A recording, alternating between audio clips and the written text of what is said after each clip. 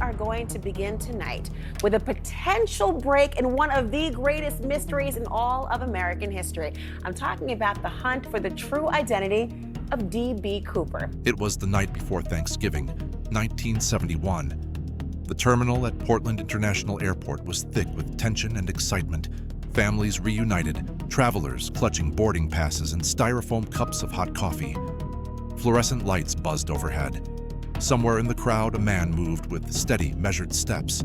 His suit was neat, dark and pressed. His shoes shined, his sunglasses oddly in place despite the gloom of a November evening. He carried only a slim, black attaché case and a ticket, purchased with cash, for Northwest Orient Airlines Flight 305 to Seattle. He gave his name as Dan Cooper. No one noticed him. The airline clerk didn't glance twice at the simple, common name. To everyone else in that waiting area, he was just another passenger, lost in the holiday rush. But there was nothing ordinary about the way he moved, his attention to the exits, his habit of standing just slightly apart, his eyes hidden behind dark lenses. He spoke little, never wasting words, but every gesture was precise, deliberate. Later, witnesses would say that nothing about Dan Cooper seemed memorable. That, of course, was the point. On board Flight 305, Cooper chose seat 18C. He was polite, even courteous, when he ordered a bourbon and soda from the flight attendant, Florence Schaffner. He paid in cash, left a modest tip, and smiled. For the first 20 minutes of the flight, he seemed to melt into the hum of engines and murmured conversation. Outside, rain lashed the windows. It was a night fit for secrets. Dense cloud cover, no moon, a heavy wind shearing across the Cascade foothills. The Boeing 727, with its 3 rear engines and distinctive T-tail, cut through the turbulence, a minor engineering marvel of its era.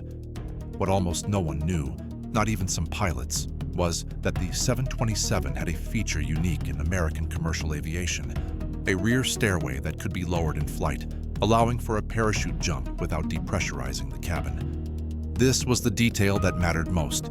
As the plane leveled off, Cooper watched the crew work. He studied every move, every routine. He waited. Then, without a word of warning, he handed Florence a folded note. At first, she assumed it was a phone number. It was a common enough thing for a stewardess in 1971. She tucked it into her pocket, barely glancing at the neat handwriting. Cooper leaned toward her. His voice was calm, oddly gentle, almost reassuring. "Miss, you'd better look at that note. I have a bomb." It was the first time anyone had truly looked into his face that night. And even then, Florence later recalled, she couldn't remember a single distinguishing feature. He showed her the briefcase. Inside were red sticks, wires, and a battery. Real or fake, it didn't matter. In that moment, it was deadly enough. The note was clear, crisp, as if written by someone used to giving instructions. He wanted $200,000 in unmarked $20 bills. He wanted 4 parachutes, 2 front, 2 back. He wanted a fuel truck waiting in Seattle. If anyone disobeyed, he would blow the plane sky high. Florence, controlling her panic, nodded. She moved quietly to the cockpit, relayed the demands. Captain William Scott listened in silence, then picked up the radio and transmitted the hijacking code to air traffic control. Within minutes, law enforcement and FBI agents were mobilizing on the ground. But even in those first critical moments, there was a sense of choreography, as if the hijacker anticipated every step and every protocol, like an agent rehearsing a script, not a desperate criminal making things up as he went. The passengers, oddly, remained oblivious. Cooper had insisted, "No funny business, no one needs to get hurt." He was careful, almost considerate, offering assurances to the crew that as long as they followed instructions, everything would be fine. Negotiations between cockpit and ground went through the flight attendants, never directly between Cooper and police or FBI. Every message, every demand was delivered by written note. There were no voice recordings, no slips of accent or emotion to analyze. Every move was deliberate, every word chosen. By the time Flight 305 approached Seattle, the FBI had assembled the ransom, $200,000, pulled from local banks and painstakingly photographed, their serial numbers logged. Parachutes were gathered, 2 from a local skydiving school, 2 military issue. A fuel truck rolled into position on the tarmac. Cooper instructed the crew, Keep the plane's windows closed. No snipers, no tricks. The trade would happen at night under the cover of rain. He released the 36 passengers, keeping only the flight attendants and the cockpit crew as hostages. He counted the money, checked the parachutes. His demeanor never changed, calm, focused, unhurried. He dictated the next phase of his plan. The plane would refuel and take off again, heading south toward Mexico City. It would fly low, under 10,000 feet, landing gear down, flaps set to 15 degrees, rear staircase unlocked. No pursuit planes, no deviation from instructions. The crew complied. They had no choice. Somewhere over the black forests of southwestern Washington, between a break in the clouds and a squall line of rain, D.B. Cooper strapped on the parachute, fastened the money to his body, and with a final warning not to follow, opened the rear stair. He stepped into the storm and disappeared. The cabin pressure dropped. The warning light flashed. In the cockpit, the crew felt a sudden shift, a pocket of cold air, a strange quiet. When the plane finally landed in Reno, Cooper was gone. All that remained was an empty seat, a black clip-on tie, and one of the greatest mysteries in American history. But for some, the real question wasn't just who Cooper was or where he went. It was why everything about this hijacking seemed too perfect, too calculated, like a mission, not a crime. For 50 years, the question would echo. Was D.B. Cooper a criminal mastermind, or was he something more? A ghost, a myth, or an agent operating under orders no one would ever admit existed? The moment the rear stair slammed shut and the wind howled through the fuselage, the manhunt for D.B. Cooper began. But what began as a standard criminal investigation quickly twisted into something else. A maze of dead ends, missing clues, and questions that pointed to a darker hand at work. As Flight 305 touched down in Reno, FBI agents and police swarmed the tarmac, their breath visible in the cold air. They expected chaos, a wounded crew, panic, maybe even carnage. Instead, they found an empty plane, a handful of shaken but unharmed crew members, and not a single trace of Cooper. He had vanished as if into thin air.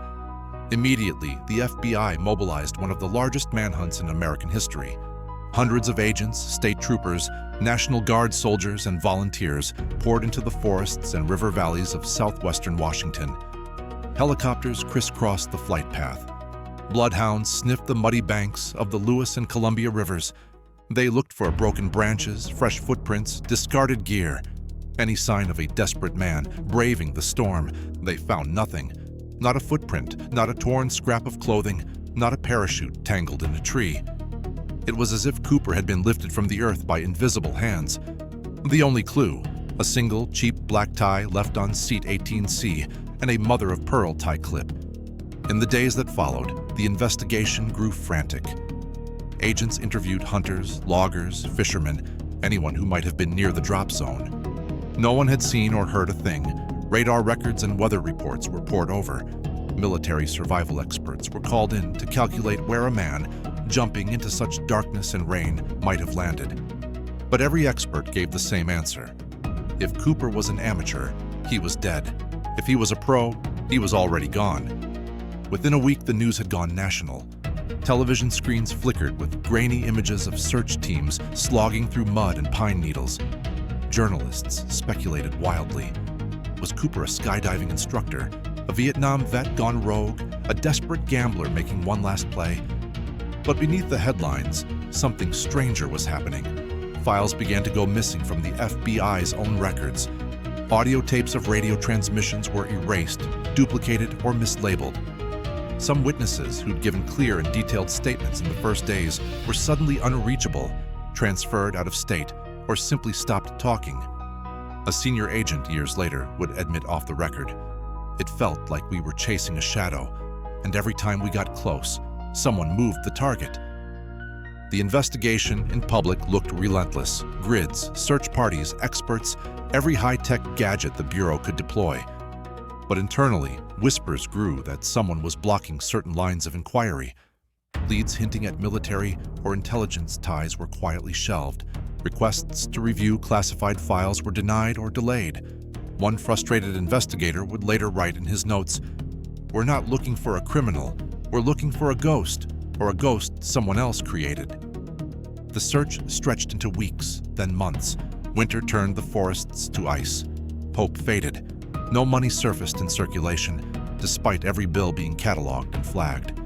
No hospitals reported treating mysterious injuries, no bodies washed up downstream. In the spring, the official story was clear.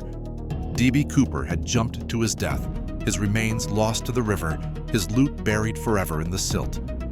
But for those who had seen the pattern, the precision, the anticipation of every protocol, the vanishing of evidence, doubt never faded. Was this manhunt always meant to fail? Then, in 1980, a young boy digging in the sand along the Columbia River found a decaying package of $20 bills. Serial numbers matched the ransom. The media erupted. Had the money floated downstream for years, lost from Cooper's grasp, or had it been placed there, a deliberate breadcrumb to keep the legend alive and the real trail cold? The FBI studied the bundles, but the discovery raised more questions than it answered. No other bills ever surfaced, no sign of new wealth, no big spending sprees, no suspect living large on the windfall. If this was a payday, it was a strange one. Year after year, tips poured in. I saw him in Mexico. My uncle confessed on his deathbed. My neighbor matches the sketch. The sketches themselves, a man with generic features, sunglasses, and everyman face, seemed designed not to reveal but to obscure. Meanwhile, the tie, sent to the FBI lab, pored over by forensic scientists, yielded only a tantalizing mystery. Tiny particles of titanium, rare alloys used in aerospace and military manufacturing, were embedded in the fibers. How did a common criminal acquire a tie from such an environment? How did he know which plane, which seat, which stair, which demands to make? As the years passed, new agents took over the file, but the old doubts remained. Was the investigation ever really about finding Cooper, or was it about proving that nothing more dangerous was at play? By the late 1980s, the trail was officially cold. But for the handful who remembered the whispered warnings, the files that vanished, and the professionalism of a man who never made a single mistake, the case was never truly closed. If D.B. Cooper was a criminal, he was the luckiest in history. But if he was an agent, a tool in someone else's operation, then every dead end, every vanished clue, every silence in the record made perfect sense. The silence was the story. As the years rolled by and the case gathered dust, the questions around D.B. Cooper only grew deeper. Was this a one-man heist or the tip of a conspiracy? The story became a petri dish for every theory, every possibility, every nightmare about the shadowy world of power and secrets in America.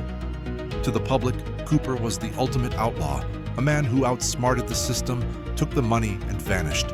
He was immortalized in movies, songs, even Halloween costumes. Kids traded playground legends about the man who jumped into the storm and was never seen again. But among investigators, especially those who'd seen the accidents that buried files, the blocked leads, the professionalism of Cooper's every move, a different idea was taking hold. What if Cooper wasn't alone? What if he was never meant to be caught? At the center of these theories were a handful of glaring facts. First, Cooper's choice of aircraft. Out of all the commercial planes flying that night, he picked the only one that could allow a jump from the rear stair at altitude, a feature unknown even to many pilots. He knew the exact model, the stair's mechanics, and how to get the crew to unlock it in flight. Second, the jump itself. Night, freezing rain, thick forest, strong wind shear. Experts said the odds of survival for an amateur were almost zero. No sane thief would risk it. But what if he wasn't just a thief? What if he was trained, military, intelligence, covert operations, someone for whom a parachute jump under pressure was part of the job? Third, the demands. $200,000 in unmarked 20s packed for mobility. 4 parachutes, 2 front, 2 back, so the authorities couldn't booby-trap them all without risking innocent lives. A fuel truck on standby. A flight plan and altitude chosen not at random, but to maximize the chance of escape. He never improvised. Every demand was rehearsed, precise, like someone working from a checklist, not acting out of panic. Fourth, his behavior. He was calm, almost courteous. He never threatened the passengers. He minimized attention to himself and made every effort to avoid leaving evidence. All instructions to authorities went through intermediaries. No direct negotiation, No wiretaps, no mistakes. Fifth, the tie. The rare metal particles embedded in its fibers matched industrial environments tied to defense, aerospace, and secret research. Hardly the background of a bank robber or thrill seeker. He wore gloves, left nothing else behind. No DNA, no fingerprints, not even a stray hair. For some in the Bureau, these details told a story not of a desperate man, but of a mission, a test, or a demonstration. Motive 1, a national security test. The early 1970s were plagued by hijackings. Airport security was a joke. Skyjackers could board with weapons, demand ransoms, even force pilots to fly to Cuba. Lawmakers and airlines fought against new regulations, afraid of scaring off passengers and hurting profits. But what if someone needed a spectacular failure, an unsolvable hijacking, to force their hand? After Cooper, the FAA mandated the Cooper vane, a simple lock to prevent the rear stair from being opened in flight. Within 2 years, skyjackings in the U.S. virtually disappeared. Security checks at airports became the new norm. Had the government, through a covert actor, engineered the crime that would let them rewrite the rules overnight? Motive 2, the black budget. The Cold War was burning hot. America's intelligence community ran black ops across the globe, missions that needed cash, not paper trails. The Cooper ransom, easy to launder, untraceable, fit the profile for money meant to disappear into covert accounts. The fact that almost none of the cash ever surfaced only made the point clearer. This was a crime staged to move funds, not make someone rich. Motive 3, distraction and cover. In 1971, Vietnam dominated headlines, but beneath the surface, scandals brewed, secret bombings, leaks, covert missions in Laos and Cambodia. What better way to push all that off the front page than an unsolvable, audacious skyjacking? A media circus is the oldest trick in the intelligence playbook. Keep the press obsessed with a puzzle, while the real business happens in the dark.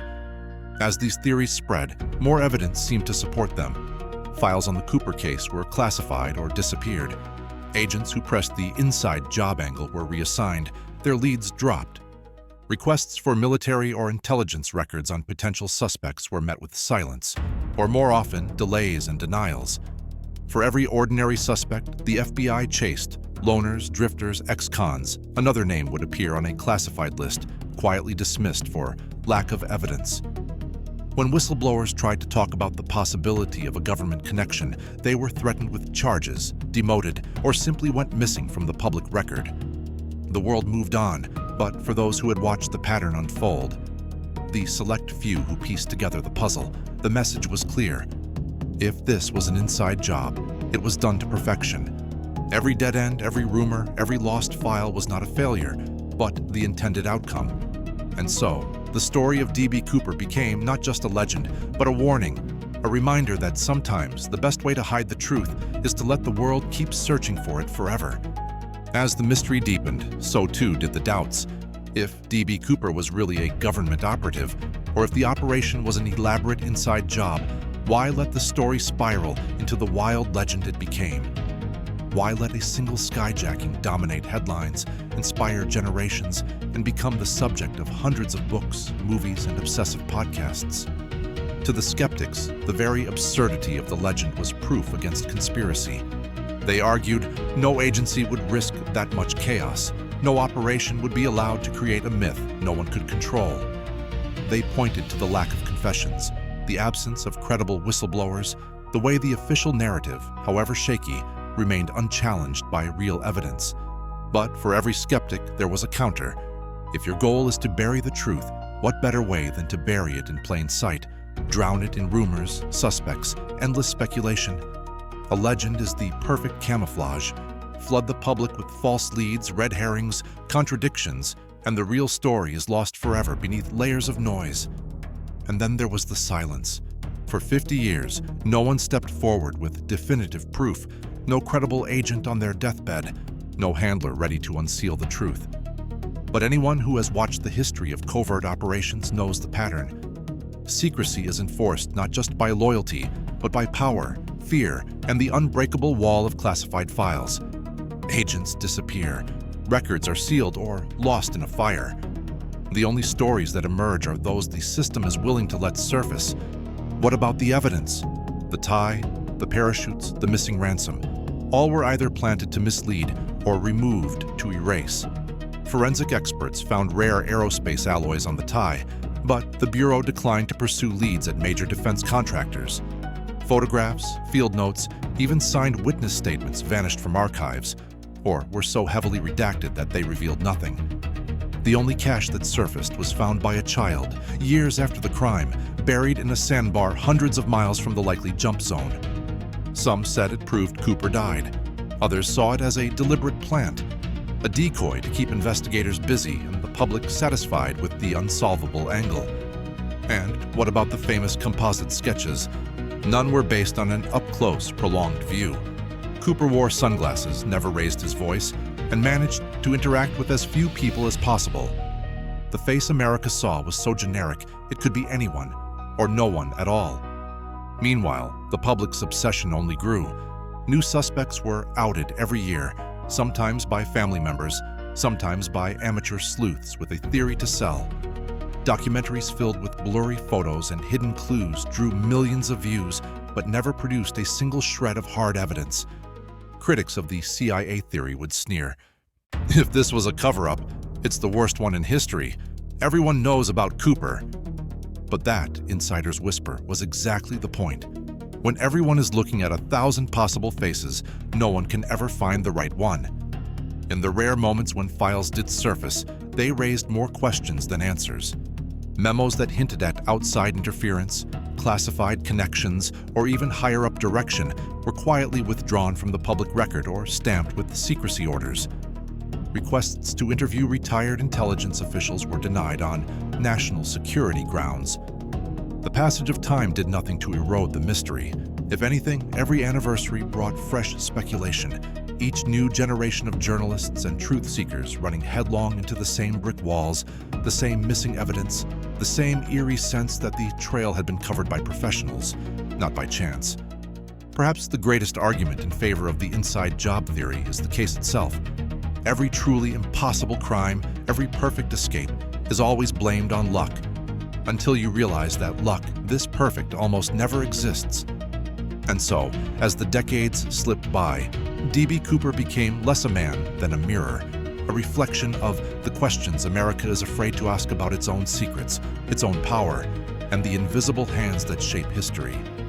Half a century after a man in a dark suit and sunglasses walked onto Flight 305, the legend of D.B. Cooper is stronger than ever.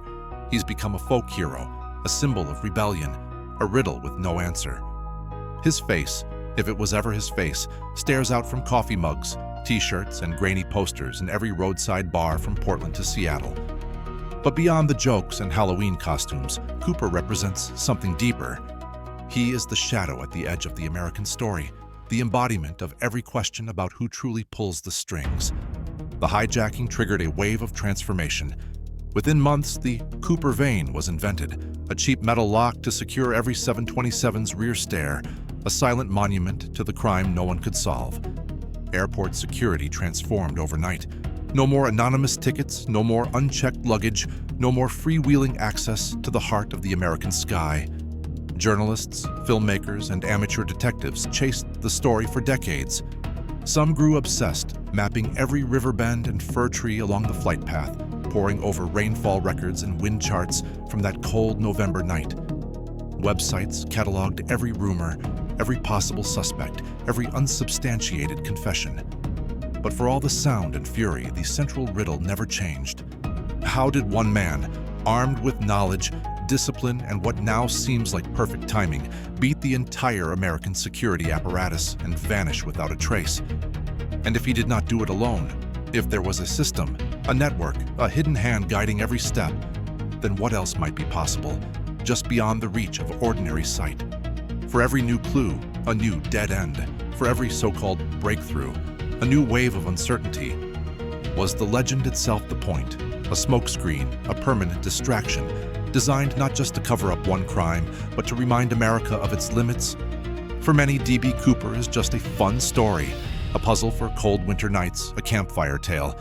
But for others, especially those who know how deep the rivers of secrecy can run, the story is a warning, It's a lesson about how easy it is to rewrite history when you control the files, the evidence, and the narrative. A lesson about what happens when truth becomes just another story, filed away in a cabinet no one can open.